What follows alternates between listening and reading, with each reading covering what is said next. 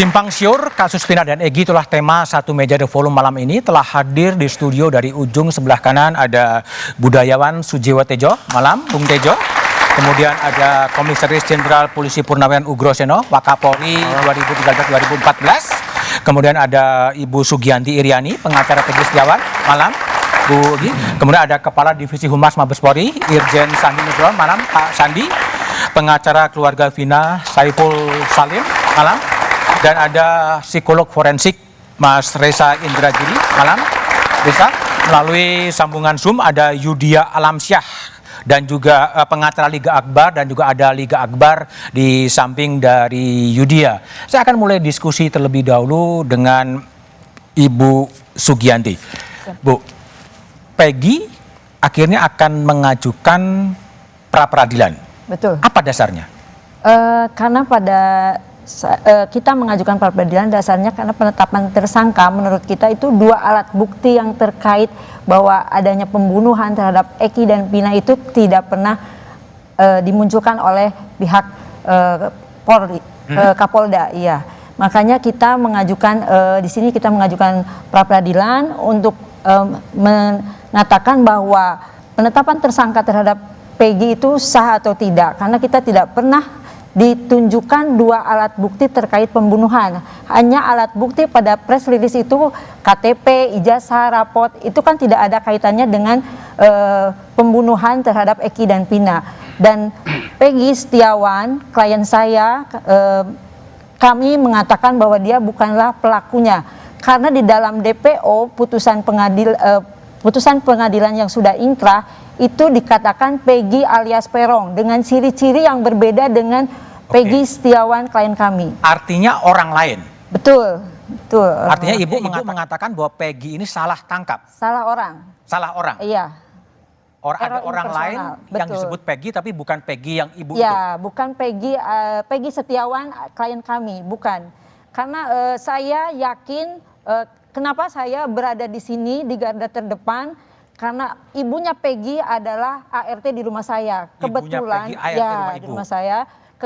Dia sudah bekerja dari tahun 2014 ikut dengan saya, dan saya tahu persis Peggy Setiawan itu siapa, seperti apa anaknya. Karena pada saat penggeledahan di tahun 2016 pun terhadap rumah Peggy Setiawan pada tanggal 30 Agustus 2016 setelah 3 hari kejadian, Peggy tidak ada di tempat, dia sedang bekerja di Bandung, dan itu pun dikatakan pada ibunya bahwa Peggy sedang bekerja di Bandung. Kenapa pada saat itu kalau memang Peggy Setiawan klien kami itu adalah diduga sebagai pelaku, tidak dilakukan pemanggilan secara patut terhadap Peggy Setiawan. Kalaupun pada saat itu Peggy Setiawan dilakukan pemanggilan secara patut, mungkin saya pun akan mendampingi dia karena ibunya memang adalah bagian dari hidup di keluarga saya. Pasti saya akan dampingi, dan mungkin akan diminta klarifikasi pun akan saya dampingi. Tapi kenapa pada tahun 2016 itu setelah penggeledahan, dan penggeledahan itu juga tidak ada surat penggeledahannya, tidak ada surat dari penetapan pengadilan maupun dari kepolisian, kemudian juga tidak ada izin dari RT RW setempat. Oke, baik. Oke, Pak Sandi, ada salah penanganan kalau menurut versi dari keluarga Peggy. Gimana Mabes Polri merespon itu?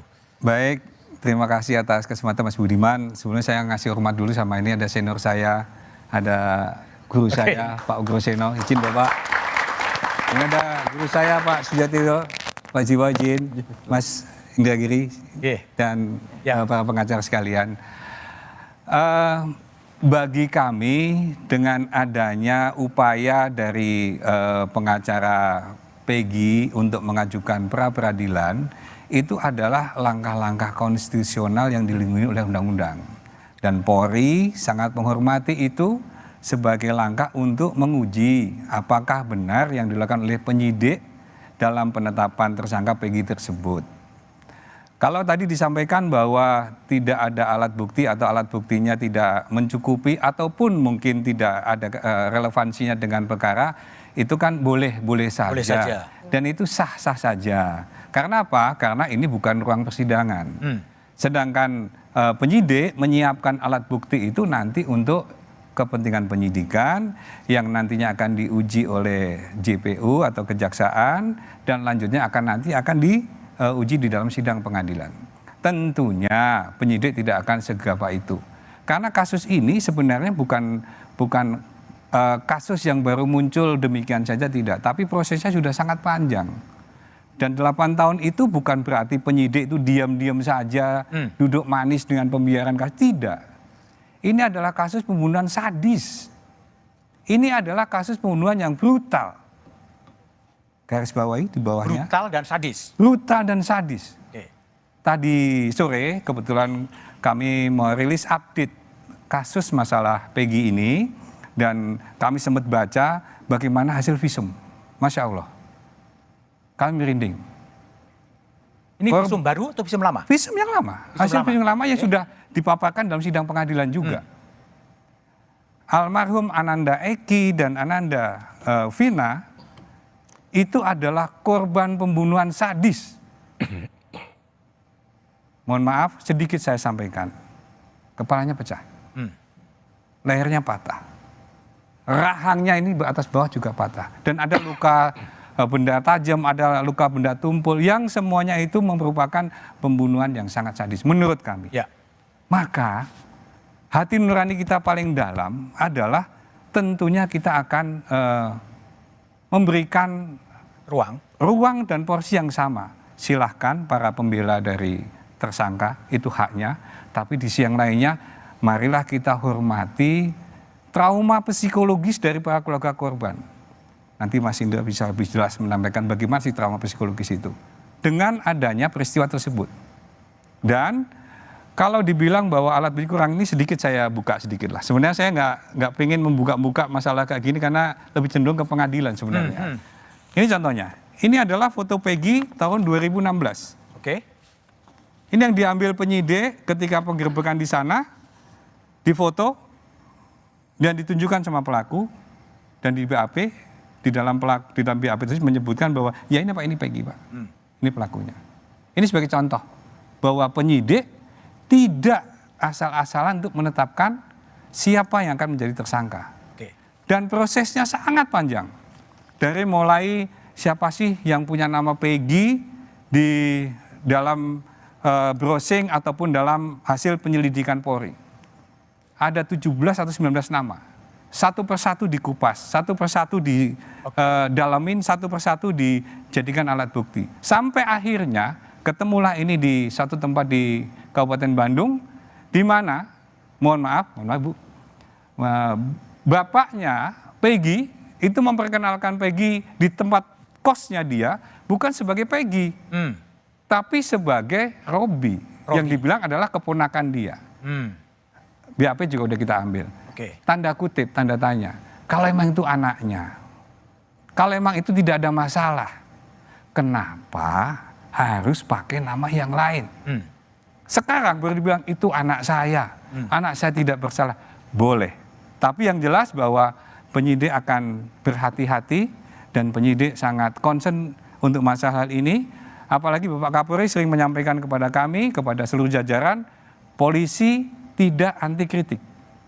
Polisi sangat transparan dan terbuka untuk informasi apapun. Sebagai bukti bahwa dalam rangka kasus Peggy ini pun polisi membuka hotline. Masyarakat ya? Kepada masyarakat. Alhamdulillah sudah ada 180 lebih. Ada masukan, ada saran, ada banyak hal yang bisa kita dalamin untuk bisa kita ungkap bagaimana kasus ini yang sebenarnya supaya terang benderang, bukan berdasarkan opini. Oke. Bukan berdasarkan persepsi, tapi alat buktilah nanti yang akan melihat. Dan itu di persidangan. Dan tentu saja untuk konsumsi penyidikan. Oke, Gitu. baik. Pak Ugro, saya ingin tanya pandangan dari Pak Ugro. Ini ada dua, dari keluarga Peggy mengatakan ada salah prosedur, salah tangkap, tapi dari Mabes Polri mengatakan bukti-buktinya cukup kuat. Sebaiknya gimana mempertemukan dua pandangan yang berbeda? Iya, saya tanya sama keluarganya Peggy tadi kebetulan. Jadi apakah penyidik datang pertama kali setelah kejadian, ya kan? Datang ke rumah dan hanya mengambil 2 sepeda motor, Oke. ya kan? Tadi diceritakan sama Bu pengacara Peggy Bu ya. Nah, jadi sebetulnya kalau datang ke tempat kejadian atau mengambil barang bukti kan harus disampaikan bahwa kami dari kepolisian dapat menerima surat perintah dalam rangka kasus ini. Kami mencari orang yang bernama sini, apakah tinggal di sini, kemudian ada kendaraan dan sebagainya. Kemudian disaksikan oleh kepala lingkungan setempat. Nah, hal-hal seperti ini harusnya ditempuh dari awal, karena jangan sampai pola-pola seperti ini dianggap ini ada kejadian, dianggap saja OTT seperti kalau KPK nangkap korupsi. Bukan, ini penyidikan yang membutuhkan perencanaan yang matang, administrasi penyidikan yang bagus, kemudian saksi dari kepala lingkungan juga harus ada. Nah, kemudian ditindaklanjuti lagi, ya kan? Sayang kalau setelah diambil sepeda motor, diberikan surat panggilan juga ke rumah. Tadi saya tanya juga nggak ada. Jadi kenapa berhenti di sini? Itu saja yang masih dalam tanda tanya saya, yang seharusnya dilakukan oleh para penyidik itu aja. Prosedural ya yang dipersoalkan. Ya, itu harus teliti dan jeli seperti itu. Oke, baik. Bung Reza, gimana Bung Reza lihat ada dua perspektif, tentunya dari keluarga Peggy mengatakan ada kesalahan prosedural, tapi penyidik mengatakan bukti-bukti cukup kuat dan itu akan dibuktikan di pra-peradilan saja. Gitu. Ya, kebetulan saya juga berkesempatan untuk membaca berkas, Oke. termasuk visum et repertum dan laporan otopsi yang dilakukan oleh dokter umum 2 orang dan dokter forensik 1 orang. Dengan segala hormat saya nih Pak Sandi, ketika saya membaca visum et repertum, saya tidak menemukan di situ ada simpulan bahwa kedua korban yaitu almarhumah Vina dan almarhum Eki adalah korban pembunuhan. Tidak ada. Tidak ada? Tidak ada. Bunyinya adalah kematian tidak wajar. Tetapi kematian tidak wajar tidak serta-merta bisa disimpulkan sebagai akibat pembunuhan. Saya mundur 1 langkah. Dari sudut pandang forensik, ketika kita menyimpulkan penyebab kematian, NASH, N natural. Natural. Ini bisa dianggap sebagai kematian yang wajar. Karena sakit, karena usia lanjut, dan seterusnya. 3 selebihnya ini yang tergolong sebagai kematian tidak wajar, yaitu accident, suicide, homicide. Kecelakaan, bunuh diri, dan meninggal seseorang akibat perbuatan orang lain. Nah, di dalam berkas yang saya baca, simpulan akhirnya hanya kematian tidak wajar. Tapi tidak terjelaskan apakah kematian tidak wajar itu merupakan akibat dari kecelakaan kah, bunuh diri kah, atau perbuatan orang lain kah? Tidak ada. Itu satu hal. Yang kedua, ini sekaligus mengingatkan saya pada laporan yang disampaikan oleh Rudiana pada tanggal 31 Agustus. Di laporan tanggal 31 Agustus, di laporan itu Rudiana mengatakan kurang lebih kedua korban ditusuk. Kedua korban ditusuk. Ya. Dan kedua korban meninggal di TKP tanggal 31 Agustus, laporan dibuat oleh Rudiana. Sementara otopsi dilakukan setelah itu, kurang lebih tanggal 6 September. Ketika otopsi dilakukan oleh dokter, lagi-lagi tidak ada yang menyebut bahwa misalnya almarhum Eki meninggal akibat tusukan, tidak ada. Bahkan dokter mengatakan, menulis bahwa almarhum Eki meninggal akibat trauma tumpul. Tumpul, bahkan trauma tajam pun tidak. Sementara pada almarhumah Vina memang ditemukan adanya trauma tumpul dan trauma tajam. Posisi trauma tajamnya di mana? Di punggung telapak tangan dan di daerah pipi. Jadi yang ingin saya katakan, ini menarik untuk dicari tahu. Ya. Kenapa pada tanggal 31 Agustus Rudiana sudah melaporkan bahwa kedua korban itu ditusuk dan meninggal di TKP. Memang masih banyak misteri, termasuk juga kemudian perkembangannya adalah ada lagi kesaksian yang kemudian mencabut keterangannya. Jawabannya setelah jeda berikut ini.